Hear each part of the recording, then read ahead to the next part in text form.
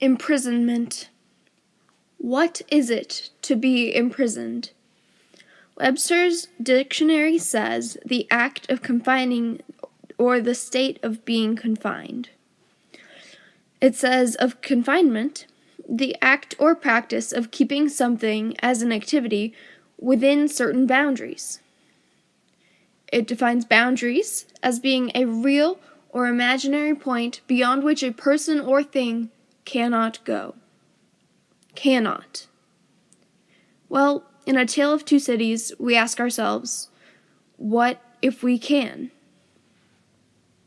Laws are boundaries.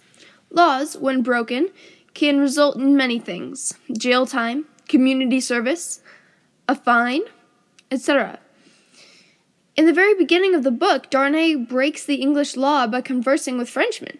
He's tried for this, but because he's the hero of the story and some other coincidences happen, he's released. Stereotypes and scapegoats can also set boundaries. Stereotypes, when broken, can result in shock, horror, disgust, judgment, and other things. When Darnay so much as steps foot into France, people blame him. He's not the stereotypical peasant against aristocracy, and all the blame of his ancestors falls upon him. Bam! Imprisoned. Like, a lot of times. In fact, our own emotions can set boundaries. Emotional boundaries, when broken, result in confusion and emotional pain.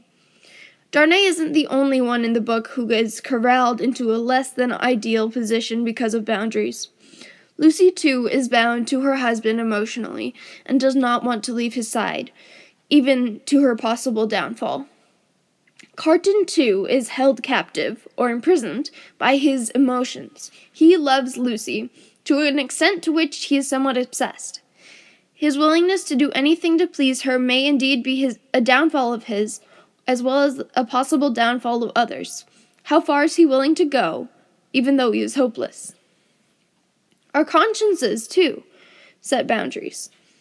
When they are broken, the result is guilt. Carton, as he is held captive by his emotions, is also held captive by his guilt.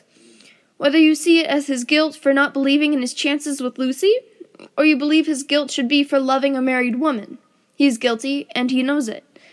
So he is scared to go anywhere with it. So in a way, his guilt is a bit of an imprisonment. Walls are boundaries.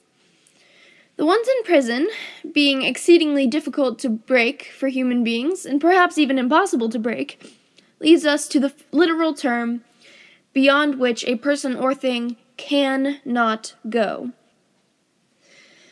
The obvious one is Darnay, physically held in a literal prison. But let's look at Lucy and some of the other English who came to France, but then had to be pushed into a back room so as to not incriminate the people who were helping them. I also think Barsad is a bit physically trapped in France. Although he's a spy for the English, he's a little afraid to go back because of his history in England, as well as afraid to do too much in France. He's trying to keep a low profile, but I think it's physically hard on him. Some of these boundaries are good, some are bad. Most, however, have their advantages and disadvantages. Let's just hope that this story isn't too captivating. Get it? 'Cause captive and imprisoned. I need a life.